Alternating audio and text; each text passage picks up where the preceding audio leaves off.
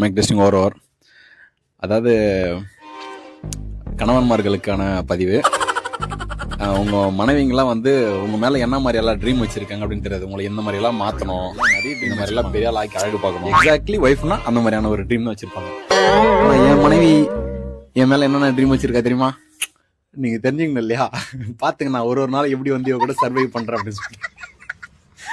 கொஞ்சம் கொஞ்சம் கொஞ்சம் பின்னாடி ஸ்டெப் பேக் பார்க்கணும், எல்லாரும் பார்க்கணும். தயவுசெய்து தெரிவிக்காதீங்க. இந்த சாமுராய் கொண்ட இதோட விட்டு வச்சுக்கிறான்னு நினைக்கிறீங்க? எப்படி சின்ன சிட்டு அழகுதா?